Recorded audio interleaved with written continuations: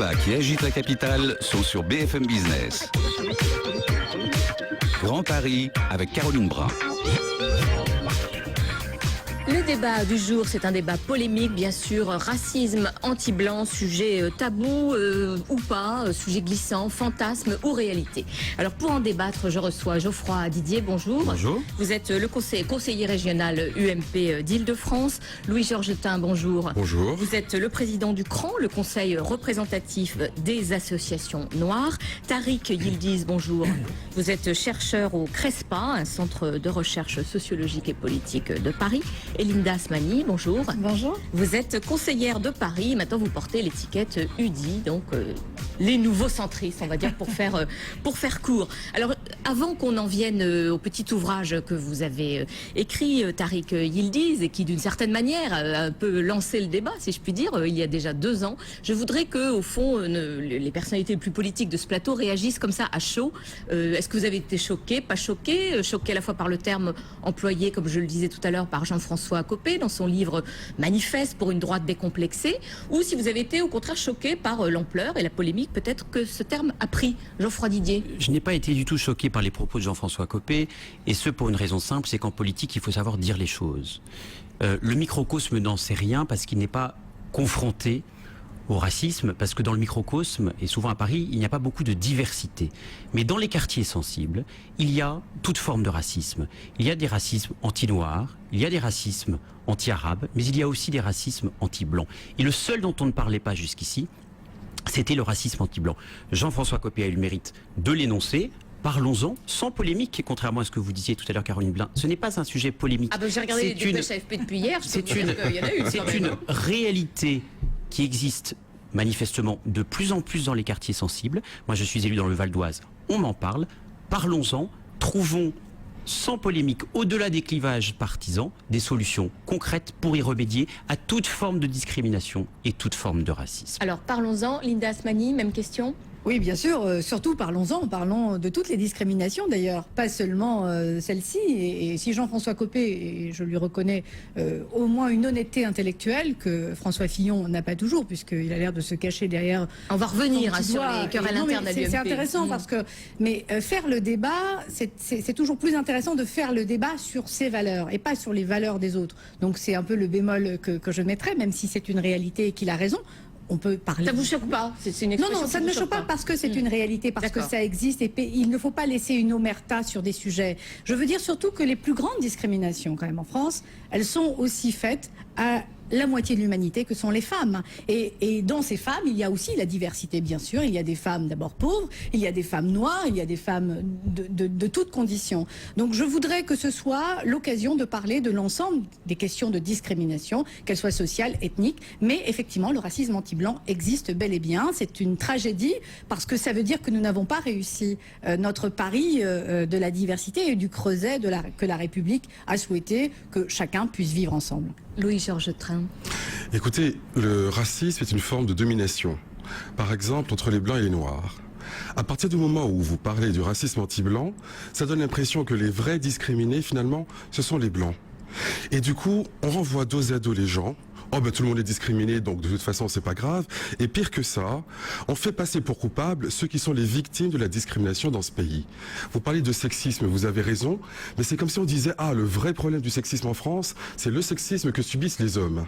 Bien, moi je veux bien, mais c'est une manière un peu étrange de poser le débat, et j'aimerais entendre plus souvent Monsieur Copé sur le racisme anti-noir ou anti-arabe que sur le racisme anti-blanc.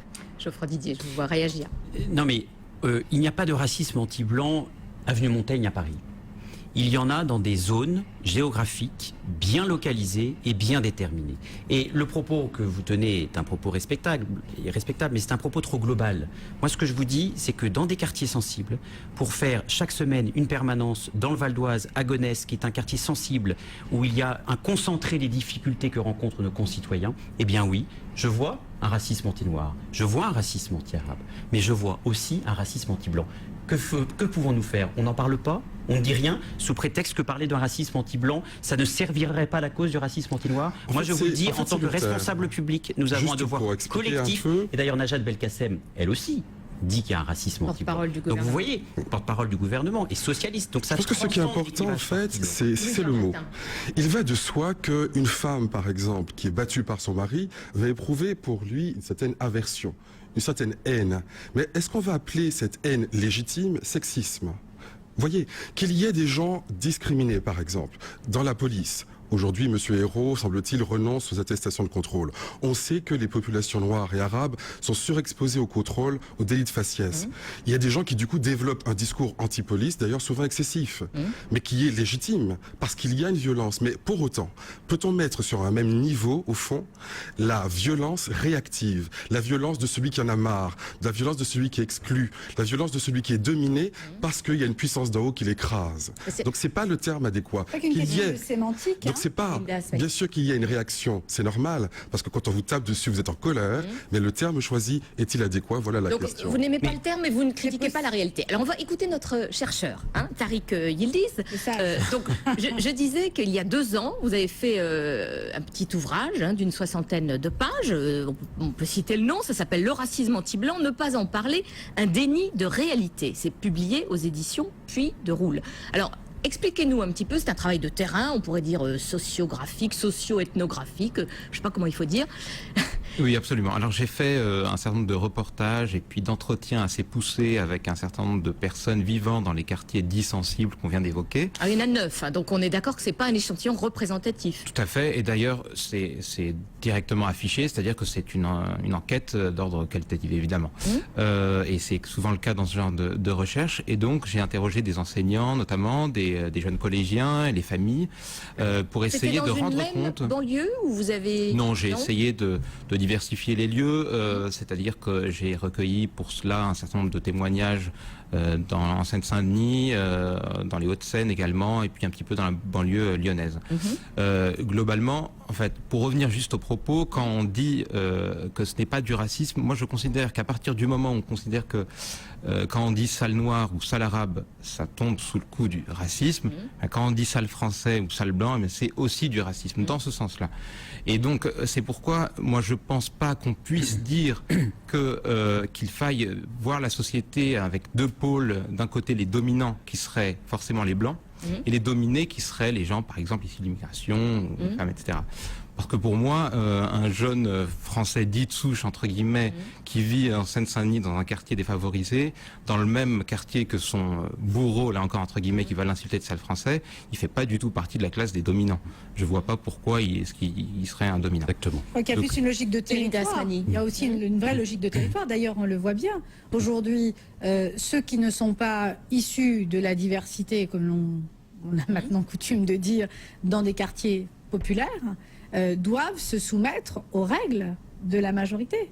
Alors, au fond, est-ce que tout ça, c'est pas aussi une forme de domination? Est-ce que le fait d'avoir été opprimé, et moi je ne minimise rien, je suis une grande défendresse de la cause et de lutte anti-discrimination, et je considère que effectivement les blancs catholiques romains ont le pouvoir politique, ont le pouvoir économique, et que ça ne change pas, et que malgré les campagnes de publicité, on va mettre de la diversité, on va mettre des femmes, etc. Tout ça n'est que... Bouge trop lentement, c'est ça? Évidemment, non, mais tout ça ne sont que des faire-valoir, et de temps en temps on a effectivement de la diversité qui a des compétences, et c'est le cas d'ailleurs, je dois le reconnaître, au gouvernement socialiste, ce qui n'était pas le cas dans le gouvernement précédent, en tout cas pour ce qui concerne la diversité.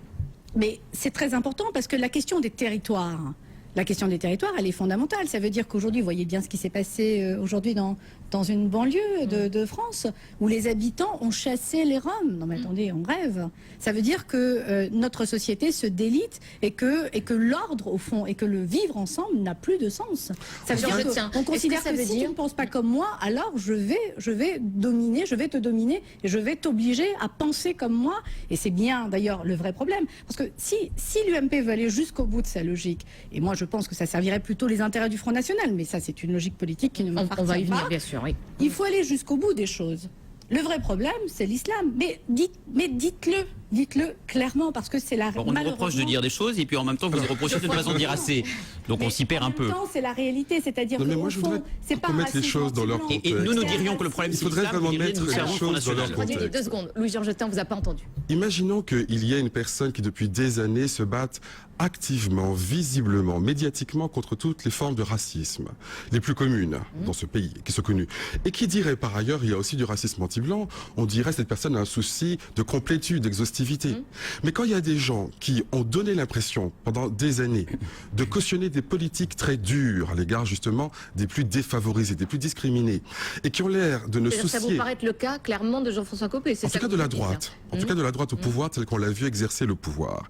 Et que finalement, on a l'impression que la première fois où véritablement elle prend la parole fortement sur les discriminations, c'est pour parler du racisme anti-blanc, et c'est, excusez-moi, essayer de transposer. C'est comme si on ne parlait jamais du sexisme que pour parler du sexisme contre les hommes. Donc si on remet les choses dans leur contexte, c'est pas la même chose. Je vais donner un exemple. Le MRAP, par exemple, a récemment pris la décision de parler du racisme anti-blanc. Ça me semble pas du tout pareil parce que on les a vus traiter de toutes les questions de racisme. Et donc ils parlent de celui-là aussi, on se dit, ils ont voulu être équilibrés. C'est discutable, d'ailleurs c'est discuté, mais ce n'est pas du tout comparable avec l'attitude d'une certaine droite française qui ne s'est jamais souciée des discriminations ordinaires que subissent les Noirs et les Arabes et qui donne aujourd'hui l'impression qu'il n'y aurait que les Blancs dans ce pays à être discriminés. Donc c'est une question, vous voyez, de perspective. Louis Georgetin, donc vous dites il y a 2 poids 2 mesures et c'est pas les mêmes proportions. Mais est-ce que sur le fond du problème, vous dites que en effet ça peut exister dans certaines banlieues? Je crois que non, qu'il y ait des violences de ce type-là, oui, mais on ne peut pas les appeler racisme. De la même façon que la femme qui se défend face à son mari qui la bat, on ne peut pas l'accuser d'être sexiste. Mais qu'il y ait des violences, effectivement, de cet ordre-là, bien sûr, mais c'est la violence des gens qui sont dominés, qui en ont marre, et des gens qui disent j'en ai marre des policiers qui chaque fois sont racistes et nous interpellent, eh bien ça se comprend aisément. Et c'est bien pour ça qu'on propose des solutions.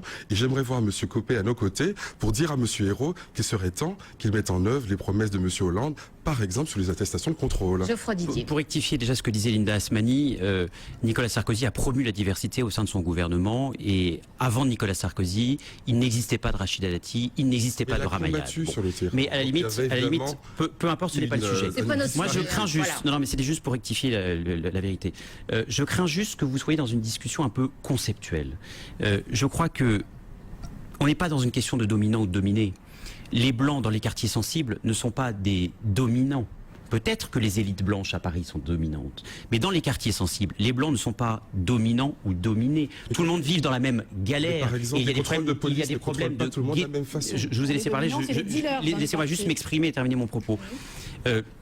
Les dominants, ce sont les dealers, et les dealers sont de toutes les couleurs. Donc le problème n'est pas de dominant ou dominé. On peut parler un quart d'heure de domination de la race blanche, on ne réglera pas le problème. Le rôle d'un responsable public, pardon, nous le sommes en tant qu'élus, c'est de régler les problèmes. Et la meilleure manière de régler les problèmes, c'est de dire les choses. Et vous, ce que je vous reproche, pardon, c'est, je respecte votre engagement sur le racisme anti-noir, mais ce que je ne comprends pas, c'est que vous n'acceptez même pas l'idée qu'il puisse y avoir un autre racisme que le racisme anti-noir. Vous n'acceptez même pas l'idée que sur ce plateau, qu'il puisse exister un racisme anti-blanc. Mais allez dans les quartiers sensibles. Quand ils vous disent, quand il y a des insultes mangeurs de porc, quand il y a des insultes de personnes qui vous disent face de craie, quand certaines personnes se sentent même en minorité et attaquées par des personnes qui sont de nationalité française, mais qui vous reprochent de ne pas être de la même culture, de la même religion, de la même origine que vous, pardon, mais il y a un problème et vous êtes le seul à le nier, alors que nous l'acceptons et que nous devons régler ces problèmes. Il y a un problème, on est d'accord. Je ne crois pas qu'on puisse le nommer comme ça. Et en le nommant comme ça, vous renvoyez dos à dos et ça ne me paraît pas la bonne chose à faire. Donc il y a un problème, par exemple. On décrit une réalité et regardez le nombre de témoignages. Des gens ou c'est musulmans, effectivement, dans un cas comme dans l'autre, c'est un problème de laïcité. Alors justement, je crois qu'il faut nommer les choses et c'est un bon début parce que pour l'instant, Jean-François Copé, je crois, met de l'huile sur le feu et ne règle pas les problèmes. Tariq Yildiz, dans les témoignages que vous citez, nommément, il y a justement des crispations. Par exemple, vous dites, au moment du ramadan, ceux qui ne pratiquent pas le jeûne sont l'objet de remarques. Alors, est-ce que ça veut dire, au fond, votre enquête, c'est le communautarisme à gagner? C'est ça un peu qu'on peut lire? Pour moi, le communautarisme, c'est déjà une réalité dans certains quartiers. Et il suffit de s'y rendre pour s'en apercevoir chaque jour.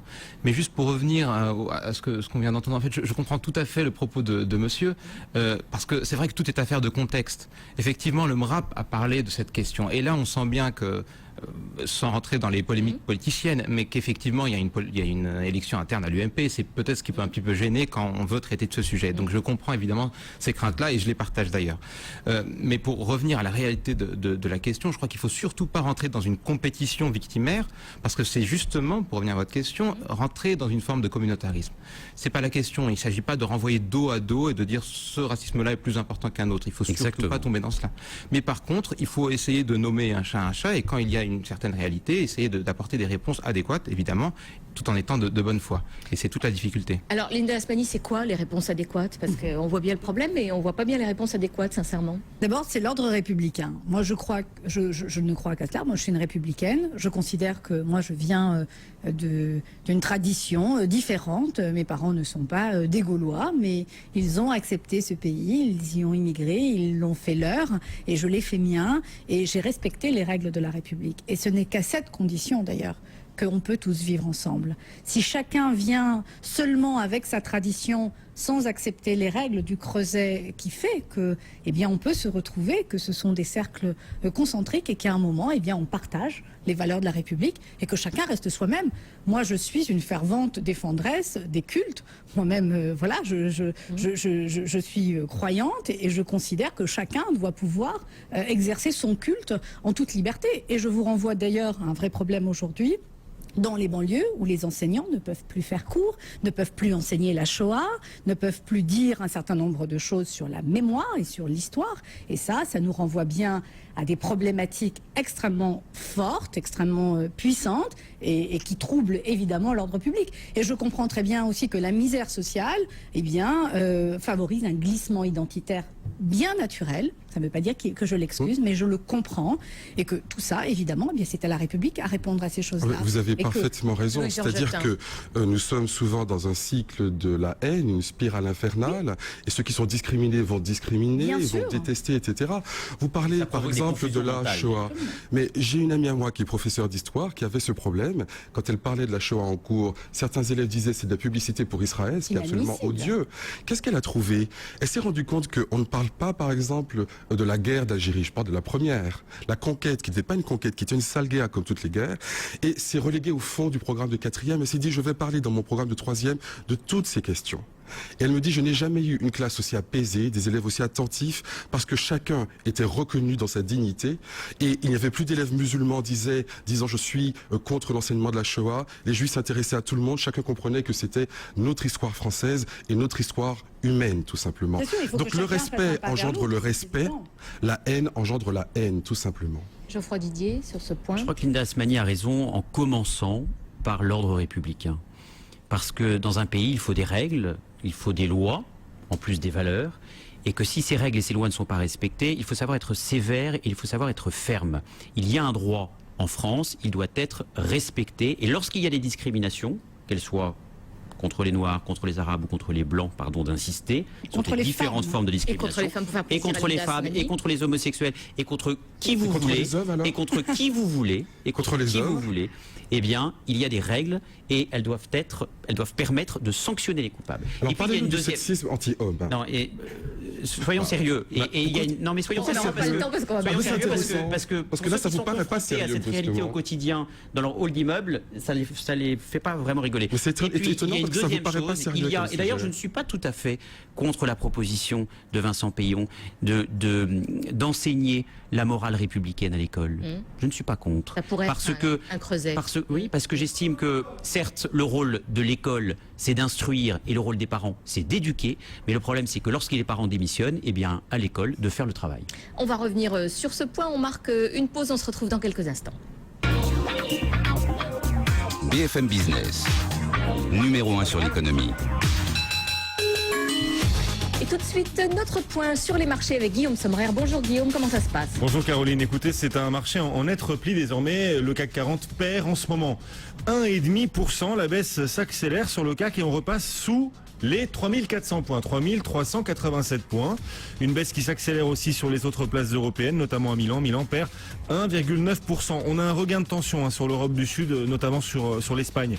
L'Espagne dont le taux 10 ans refranchit à la hausse les 6%. Inquiétude toujours sur la stratégie espagnole. Mariano Rajoy n'a toujours pas demandé d'aide à l'Europe. Dans le même temps, on craint que Moody's n'abaisse la note de l'Espagne ce week-end, puisque Moody's va rendre son verdict d'ici dimanche soir, et on craint un abaissement de la note d'un cran, auquel cas l'Espagne entrerait dans la catégorie des investissements spéculatifs. Ça deviendrait un investissement spéculatif d'aller jouer l'Espagne. Du coup, donc, inquiétude des investisseurs. L'euro, en revanche, résiste mieux que les marchés actions, mieux que le marché obligataire. L'euro résiste et est stable à 1,2918. Notez aussi que la France présente aujourd'hui son budget 2013, un budget qui sera détaillé dans maintenant une demi-heure par le ministre de l'économie, Pierre Moscovici. Il tiendra une conférence de presse qu'on suivra d'ailleurs en direct sur BFM Business. Côté valeur à Paris, on a le secteur bancaire qui souffre avec les inquiétudes sur l'Espagne. Crédit Agricole notamment perd 3,2%.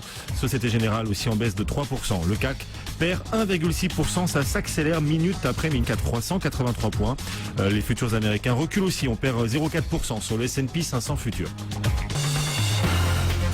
Tout de suite, l'essentiel de l'info. Des Marseillais ont contraint hier soir à la fuite des familles roms installées à proximité de leur cité. Ils ont ensuite incendié les restes de leur campement. L'évacuation s'est déroulée sans violence physique. Une attitude qui inquiète la Ligue des droits de l'homme des Bouches-du-Rhône. Elle estime qu'elle peut faire craindre le pire. Une circulaire sur les critères de naturalisation doit être transmise dans les prochains jours. Elle supprimera notamment le QCM de connaissance générale, mais également l'obligation de détenir un contrat à durée indéterminée. Selon Manuel Valls, il ne s'agit pas de rouvrir un débat sur l'identité nationale, mais de venir sur des critères pénalisants.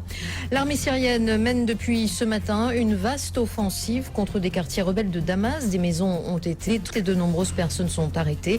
À Alep, des combats sans précédent. Hier, les rebelles ont annoncé une bataille décisive dans la deuxième ville du pays.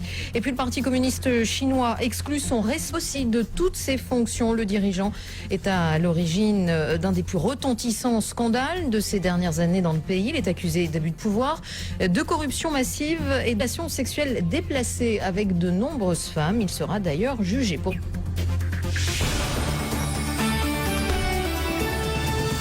14h30, vous êtes sur BFM Business. Tout de suite, le journal de l'économie avec Aurélie Blonde. Et on démarre bien sûr par une nouvelle séquence budgétaire qui s'ouvre aujourd'hui. Le projet de loi de finances 2013 a donc été adopté ce matin au Conseil des ministres. Il sera détaillé dans une heure à Bercy par Pierre Moscovici et Jérôme Cahuzac. Ce sera à suivre en direct sur BFM Business. Ce matin, à l'issue du Conseil des ministres, Jean-Marc Ayrault a défendu un budget de combat pour la justice sociale. C'est un budget de combat pour le redressement du pays. C'est un budget de combat pour lutter contre une dette qui ne cesse d'augmenter et qui fait payer la facture aux Français et aux générations futures. C'est un budget de combat pour justice sociale. Mais c'est un budget de combat pour la croissance, la préparation d'ir, et c'est un budget courageux, responsable. C'est le budget de la France. Les grandes lignes de ce budget étaient connues, elles ont été confirmées. Le texte prévoit un effort de redressement de 30 milliards d'euros, 10 milliards sur les dépenses, 20 milliards d'impôts nouveaux. Concrètement, sur les ménages, le gros des recettes viendra de l'alignement de l'impôt du capital sur celui du travail. Les hauts revenus seront davantage taxés, à 45% au-delà de 150 000 euros, à 75% au-delà d'1 million d'euros. Pour les entreprises, principale mesure, les intérêts d'emprunt ne seront plus totalement défiscalisés, mais la déductibilité sera limitée. Et sur ce point, Jean-François Roubaud, le président de la CGPME, se félicite d'avoir été entendu. On partira qu'à partir de 3 millions d'euros, ça veut dire que c'est une entreprise qui investit au niveau de 60 millions. Donc ça ne concerne pas les PME, la très grande majorité. Donc je suis satisfait sur ce niveau-là, si c'est bien confirmé.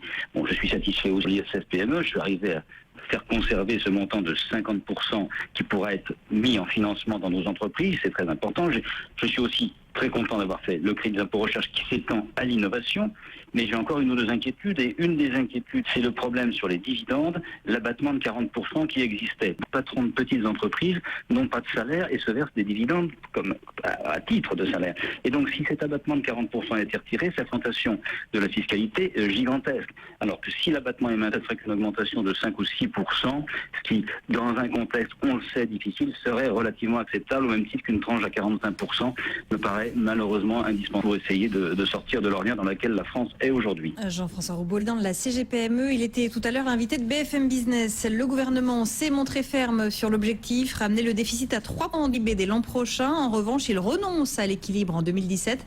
À cette date, le déficit atteindra 0,3%. La dette publique est légèrement revue à la hausse. Elle devrait culminer à 91,3% du PIB. La prévision de croissance est quant à elle confirmée, 0,8% pour 2013. Confirmation aussi ce matin par l'INSEE, l'activité a stagné au deuxième trimestre. La croissance est restée nulle comme 2 trimestres précédents. Et si le pouvoir d'achat progresse, il n'alimente pas la consommation. Les dépenses des ménages ont reculé de 0,8% en août, ce qui annule le rebond du mois de juillet.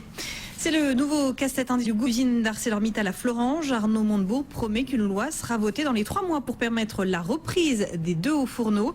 Cette loi obligera les sociétés qui souhaitent fermer des sites jugés rentables à les vendre à des repreneurs. L'automobile et les annonces du jour, l'alliance Renault-Nissan va élargir sa coopération avec Daimler. Les 2 partenaires vont développer 2 nouveaux projets communs, l'un sur une nouvelle famille de moteurs, l'autre sur des boîtes de vitesse automatiques. Les 2 verront le jour en 2016.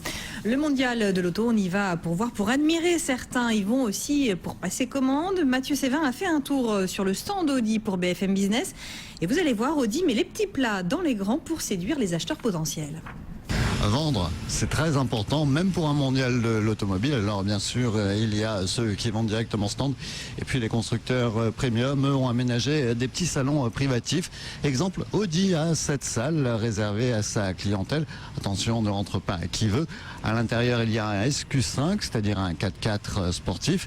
Particularité de ce nouveau modèle, des sièges en cuir. Alors vous me direz, rien de très nouveau, certes, mais cette fois, grande première mondiale, le cuir est tressé. Une fois à l'intérieur, le client est choyé. Il a à sa disposition un bar, des viennoiseries. Il va ensuite passer pas mal de temps avec un vendeur. Le but, pouvoir confectionner son véhicule à sa guise, avec au choix différents cuirs, différentes couleurs de revêtements, de tableaux de bord, des moquettes. À l'arrivée, ce client recevra son véhicule. Sachez quand même que le coût moyen d'un véhicule commandé dans ce genre de salon dépasse allègrement les 40 000 €. Les discussions se poursuivent autour du projet de fusion EADS-BE System. Le gouvernement allemand va envoyer une lettre à la France pour lui soumettre ses exigences. Selon la presse allemande, Paris et Berlin pourraient tenter de s'assurer une participation combinée de 27%. Cette fois, c'est fait. Sony devient le premier actionnaire d'Olympus. Le géant de l'électronique investit 500 millions d'euros dans son compatriote. Les 2 groupes vont collaborer dans l'imagerie médicale, un domaine où Sony cherche à se diversifier. Et puis Heineken passe à l'offensive sur le marché asiatique. Après 2 mois de bataille avec son rival thaïlandais, le brasseur néerlandais a finalement réussi à s'emparer de la bière Tiger. Une opération à 3,5 milliards d'euros. Business, il est 14h36.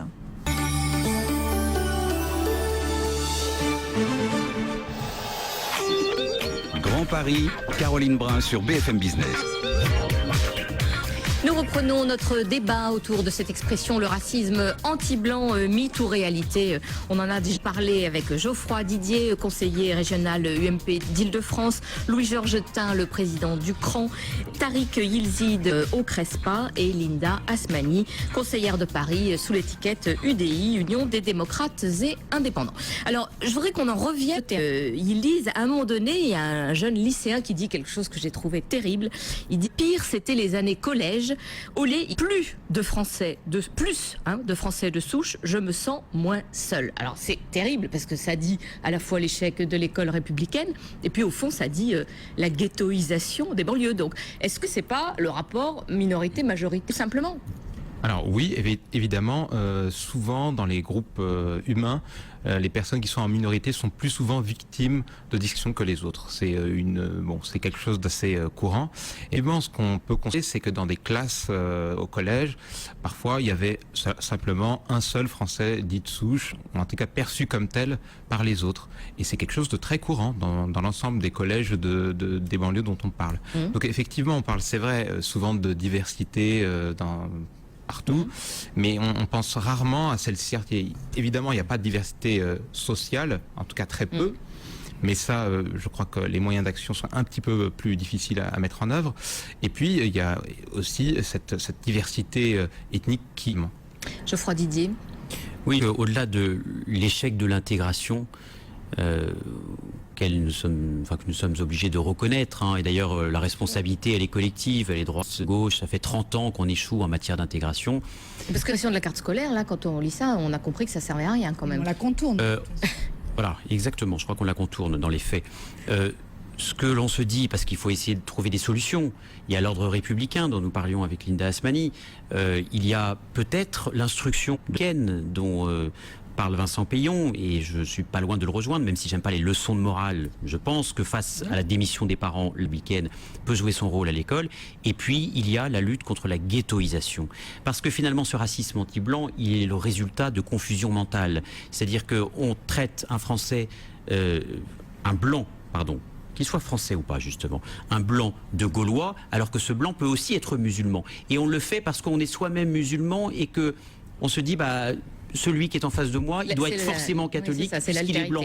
Donc il y a beaucoup de confusion mentale qui sont, à mon avis, le reflet et le fruit de ghettoisation de ces quartiers. Et c'est à cela que nous devons nous attaquer. Alors j'en profite pour dire que Tariq Yildiz, il est d'origine turque. Il est blanc sur ce plateau, il est d'origine turque. Linda Asmani. Absolument, mais ça se voit pas, c'est ça que je voulais dire. Non mais on parle de morale et je suis favorable, d'ordre républicain, bien entendu, essentiellement parlant de questions sociales, car la raison pour laquelle il y a une telle ghettoisation, c'est précisément parce qu'il y a une politique sociale et que les plus pauvres sont délaissés, quelle que soit couleur, et comme ils sont effectivement très souvent noirs et arabes, mais pas toujours, on a des solutions comme celle-là, avec l'exacerbation des haines et du ressentiment.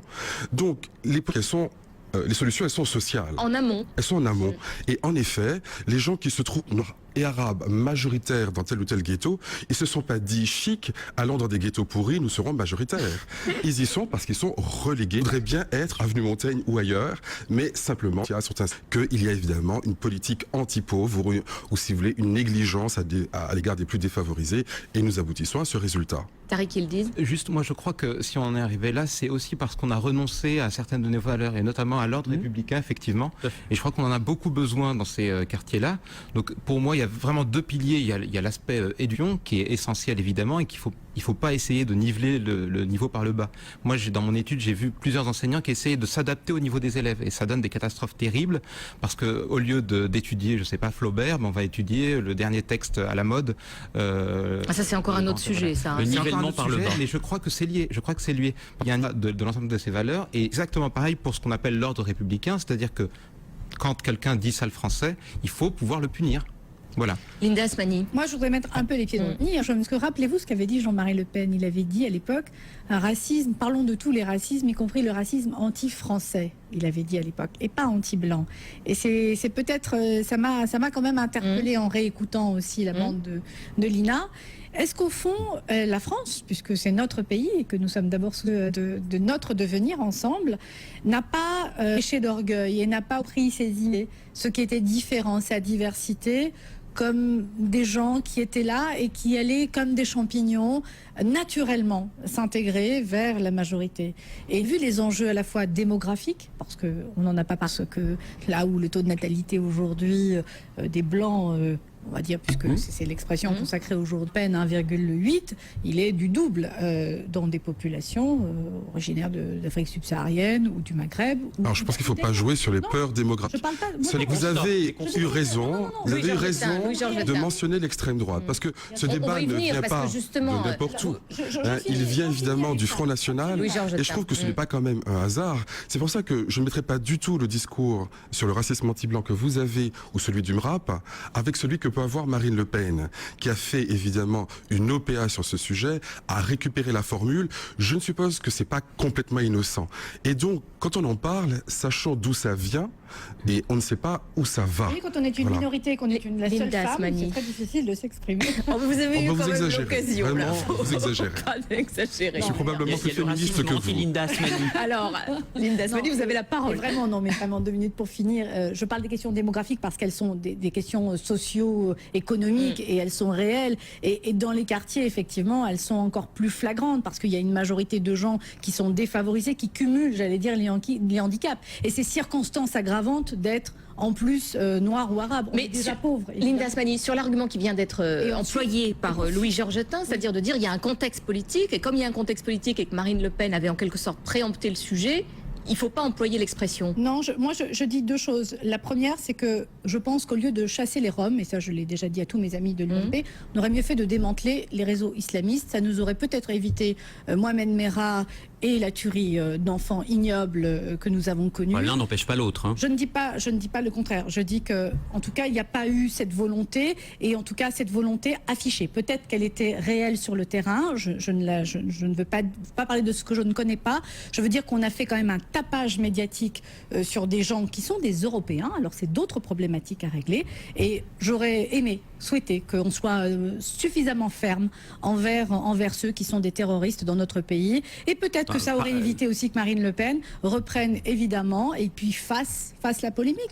Parce qu'au fond, à chaque fois qu'elle dit quelque chose, le halal, enfin dans cette campagne, j'ai eu l'occasion de le dire sur votre plateau, on n'a pas parlé ni d'innovation, ni de nos artistes, ni de nos entrepreneurs, on n'a parlé que de halal, de kasher, mais enfin c'était épouvantable. On en parle maintenant avec le budget, on est bien dedans. Geoffroy Didier, alors sur le fait que comme le FN en parle, il ne faut pas en parler. Je crois juste qu'il ne faut pas tout mélanger. Il y a eu plus de 250 islamistes radicaux qui ont été expulsés de France entre 2007 et 2012. Donc ça n'a rien à voir avec les Roms, et je pense qu'on peut s'attaquer à toute forme de délinquance, quelle qu'elle soit, et je crois savoir que Nicolas Sarkozy s'est beaucoup attaqué à l'islamisme. S'agissant du Front National, il y a toujours un contexte politique. Donc on peut considérer qu'à partir du moment où il y a un contexte politique, on ne devrait rien faire. Moi, je pense le contraire. Je pense que, quel que soit le contexte politique, il faut agir. Et je vais vous dire, sur mon territoire, j'ai 40% de Front National. Et je suis en combat contre le Front National. Parce que je n'ai aucune valeur commune avec le Front National. Mais je crois aussi, et je vous le dis avec la même force, que nous, notamment la droite républicaine, nous devons parler aux électeurs du Front National. Parce qu'ils ne votent pas forcément par racisme, ils votent par désespérance. Et que tout l'honneur d'un responsable public, c'est de ramener dans le champ républicain ceux qui s'en sont égarés. Donc moi, si Marine Le Pen dit demain il fait beau et que le lendemain il fait beau, eh bien je dirais comme Marine Le Pen que oui, il fait beau. Et je ne pars pas du principe que parce que Marine Le Pen dit quelque chose, je dois dire tout le contraire. Parce qu'en faisant cela, on s'écarte de notre devoir de responsable public et on ne règle pas les problèmes. Alors Geoffroy Didier, oui, mais le problème c'est que c'est Marine Le Pen qui fait la pluie et le beau temps dans ce pays, dirait-on. Et surtout la pluie, je dirais. Ne lui laissons pas ce monopole. Et je pense que si la droite a perdu, c'est aussi parce qu'elle a donné l'impression à certains de nos électeurs que c'était Marine Le Pen qui avait le monopole de certaines valeurs. Geoffroy Didier, il n'y a pas que Marine Le Pen dans le champ, il y a la guéguerre Fillon-Copé. Alors on avait compris que Jean-François Copé ne voulait pas apparaître comme celui qui n'était pas sur la ligne de Copé sur ce terrain-là. Puis on a vu hier que peut-être il rétropédalait un petit peu. Alors finalement, vous êtes tous d'accord à l'UMP là-dessus ou pas? Je l'espère. Bien sûr qu'il y a des profils, on va pas soyons francs, il y a des profils différents. François Fillon est plus un homme, c'est l'homme des retraites. Jean-François Copé, c'est l'homme de la burqa. C'est-à-dire de l'interdiction du port de la burqa dans l'espace public. Je préfère. On avait rectifié mais j'ai confiance en l'intelligence de nos téléspectateurs et de nos auditeurs. Et puis, François Fillon, c'est quelqu'un qui est plutôt un adepte de la démocratie sociale. Jean-François Copé donne plutôt priorité aux actions régaliennes. Donc il y a des différences de parcours, il y a des différences de profil, et à mon avis, il y a des différences de priorité, même si évidemment, tout ce qui nous rassemble est supérieur à ce qui nous divise. Donc ça ne me surprend pas que ce soit Jean-François Copé qui se soit exprimé là-dessus. Je crois savoir que François Fillon est d'accord avec le diagnostic. Après, trouvons tous ensemble des solutions. Alors, Louis Georgetin, peut-être le mot de la fin vous revient. Au fond, est-ce que... Et pourquoi Parce qu'il a un peu moins parlé que vous, je pense. Voilà, tout simplement. Je plaisantais. Est-ce que, maintenant que le débat est là, est-ce qu'il y a un moyen, je dirais, intelligent de ne pas faire déraper le sujet ? Eh bien, je n'en suis pas certain. Quand le sujet est mal posé, il sera mal résolu. Aujourd'hui, le problème, il est en partie un problème de discrimination raciale. C'est aussi un problème social. Si on veut éviter ces choses, il faut avoir une politique ambitieuse pour le logement, une politique scolaire différente. La question de la morale à l'école me paraît aussi une bonne piste. On sait ce qu'il faut faire. Mais quand chaque fois les fonds disponibles sont transportés dans d'autres domaines et que la désespérance sociale en banlieue, faute de moyens matériels, eh bien, se poursuit, on ira vers des haines généralisées et c'est ce qu'on voit déjà aujourd'hui. Voilà. Merci d'avoir débattu de ce sujet délicat. On va marquer une courte pause et dans quelques instants, notre invité culturel Benjamin Emer, le directeur général des éditions Jaloux, et on parlera Fashion Week, sujet plus léger. Pour analyser et comprendre les enjeux du numérique dans les entreprises, ne manquez pas IT for Business le MAG, présenté par Frédéric Simotel, directeur de la rédaction de 01 Business et Technologie. IT for Business, le MAG, du lundi au vendredi à 7h57 et 19h55 sur BFM Business. Décryptez l'IT en regardant le MAG IT for Business avec Orange Business Service.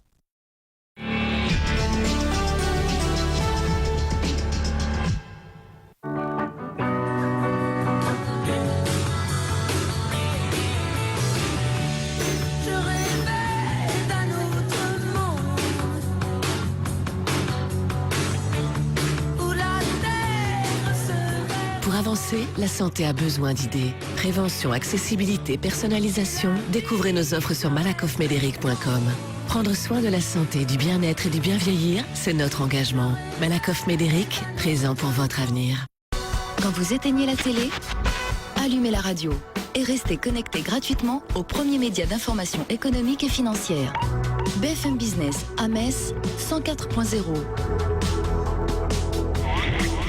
À Nice 104.4. Retrouvez toutes les fréquences de BFM Business à la radio sur bfmbusiness.com. BFM Business à Clermont-Ferrand 107.0. BFM Business, numéro 1 sur l'économie, le premier média intégré, radio, TV, web et mobile. Senior executives, the world is changing. Do you want to move with it? The HEC Executive MBA offers you an intensive experience on 3 different continents.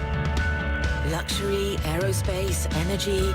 Only with the HEC Executive MBA can you choose from specialized majors of this worldwide class degree. The HEC Executive MBA opens up a world of opportunities. HEC, the more you know, the more you dare.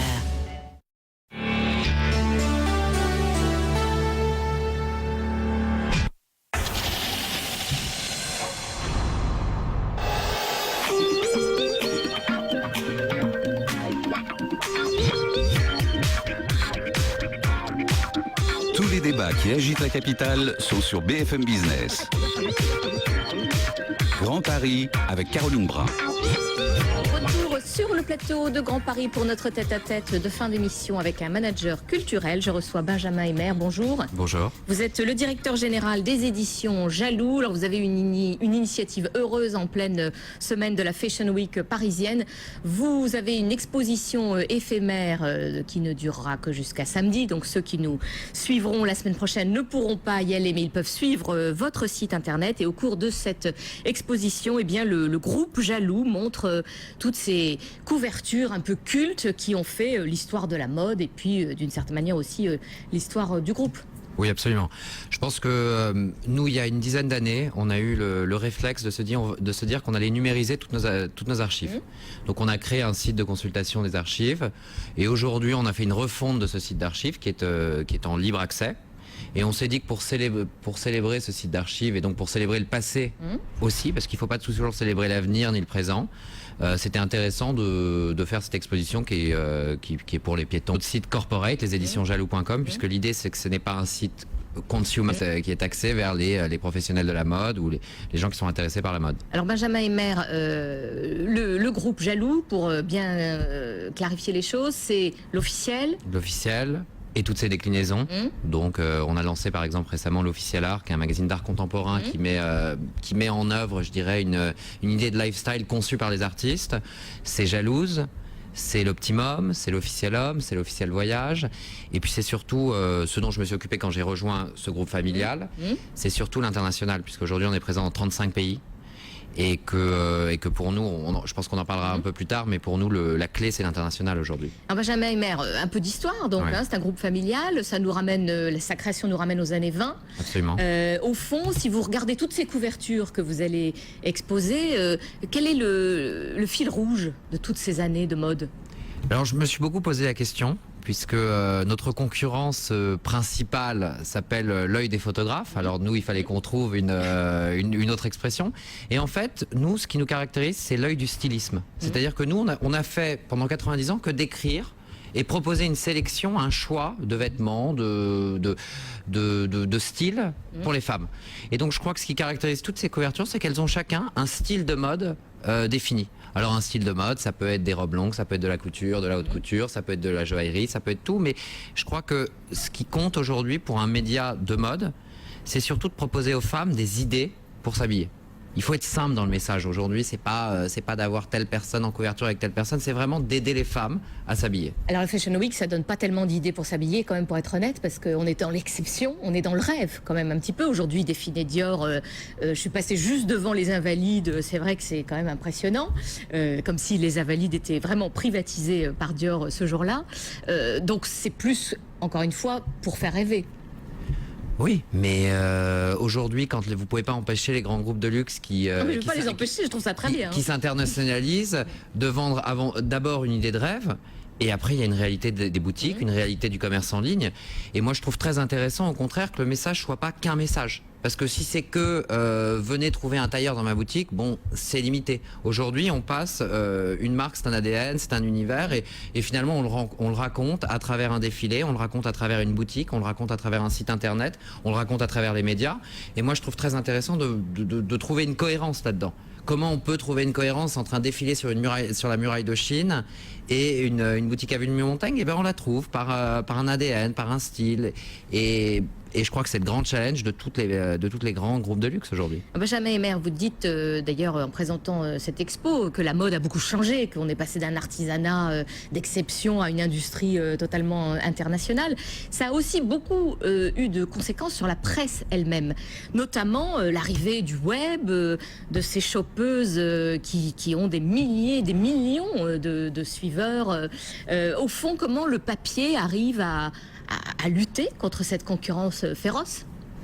Alors, je pense que déjà, il y a une chose qui est très importante. Et il faut partir de ce principe, c'est que surtout ne pas opposer le print, le papier et le web. Ils ont deux fonctionnalités totalement différentes.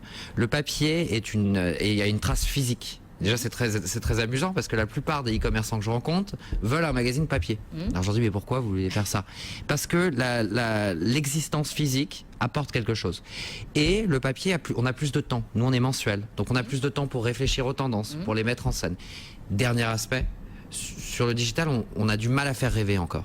Alors on fait des films de mode, mais personne n'y comprend rien parce que c'est une femme qui bouge en se cassant un verre sur la tête et alors on dit que c'est génial. Moi je crois qu'avant tout... Vous faites appel aux blogueuses, vous aussi? On fait appel aux blogueuses parce que les blogueuses, elles apportent un discours différent. Moi je crois qu'il faut être... Nous on a une marque média qui s'appelle l'Officiel et on doit être capable de s'exprimer dans tous les domaines. Dans le print, sur le digital, via des newsletters, par des applications iPad, par du smartphone. Mais chaque outil a sa fonctionnalité. Je pense qu'une application pour smartphone ou les applications iPad, iPhone, ce que vous voulez, elles ont une application plus fonctionnelle. Donc on va chercher la fonctionnalité vers les applications. Quand on va sur le print, on va chercher plus la communication, le rêve. Donc c'est exactement le même schéma que je vous disais tout à l'heure pour les marques de luxe. C'est-à-dire que nous, on cherche à aider les femmes à acheter, à aider les femmes à consommer, mais à travers différents messages. Et on ne peut pas offrir autant de rêves sur le digital qu'on en offre sur le print. Alors quelques chiffres, vous êtes quand même sur BFM Business. Les éditions Jaloux, c'est quel chiffre d'affaires? Alors c'est 35 millions d'euros sur la France. Et la marque l'Officiel, qui est notre marque phare, génère entre 80 et 90 millions d'euros de chiffre d'affaires dans le monde. Alors tout le monde parle de la baisse possible qui arrive de la pub. Est-ce que vous êtes inquiet, sachant que vous êtes quand même sur une niche et donc un marché spécialisé? Alors nous, je dirais que l'avantage qu'on a, c'est que moi je me considère moins dans la presse féminine que dans le monde du luxe. Donc nos courbes de croissance suivent plus le luxe qu'elles ne suivent la presse magazine. Et puis nous, on mise beaucoup sur les relais de croissance dans l'international. Ça fait 10 ans qu'on est dans les BRIC, donc Russie, Chine, Brésil, Inde. Et puis là, on est en train de regarder le Next 11, donc on va lancer en mars prochain l'Indonésie. On a lancé la Thaïlande. On est en train de regarder le Mexique. Au Brésil, on est en joint venture. Donc vraiment, on a des relais de croissance très forts par les Next 11 et les BRIC aujourd'hui. Merci beaucoup Benjamin Emer. Alors peut-être juste une dernière question sur pour sentir un petit peu la tendance de ces défilés. J'imagine que vous avez quand même quelques échos. On a vu notamment que Sonia Rykiel avait abandonné l'idée de son défilé pour permettre qu'on le regarde, que les personnes intéressées viennent, je dirais, sur place dans le showroom. C'est quoi? C'est une manière de dire que la crise est là et qu'il ne faut pas dépenser beaucoup? C'est la recherche de l'idée originale? Tout le monde veut exister. Donc Burberry fait du live stream, tout le défilé est en direct online pour les blogueurs japonais. Dior fait quelque chose de sublime au Grand Palais parce que le fait de l'arrivée de Raf Simons suffit aussi, enfin, l'association Raf Simons Dior leur suffit. Le showroom est une façon d'attirer les gens. Je crois qu'aujourd'hui il faut être ouvert et puis il y a plein de formes de communication comme je vous le disais. Merci beaucoup Benjamin Emer. Je rappelle que vous êtes le directeur général des éditions Jaloux. Lundi, invité politique, Jean-François Legaret, c'est le nouveau président du groupe UMP au Conseil de Paris. Et tout de suite, vous retrouverez Grégoire Favet pour une édition spéciale d'Intégral Bourse, puisque nous aurons la retransmission de la conférence de presse en direct de Bercy, Pierre Moscovici et Jérôme Cahuzac, évidemment, autour du budget. BFM Business, numéro 1 sur l'économie. Le journal de l'économie. Avec les appart-hôtels Adagio, présents dans les villes d'Europe.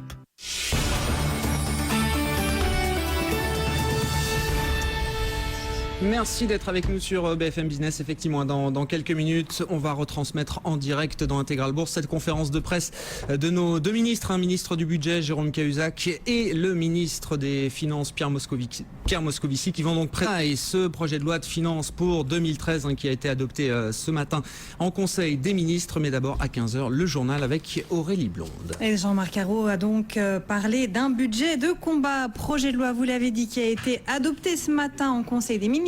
Il sera détaillé dans les prochaines minutes à Bercy par Pierre Moscovici et Jérôme Cahuzac. Ce sera à suivre sur BFM Business. Les grandes lignes étaient connues, elles ont été confirmées. Le texte prévoit un effort de redressement de 30 milliards d'euros, 10 milliards sur les dépenses, 20 milliards d'impôts nouveaux. Concrètement, sur les ménages, le gros des recettes viendra de l'alignement de l'impôt du capital sur celui du travail. Les hauts revenus seront davantage taxés à 45% au-delà de 150 000 euros.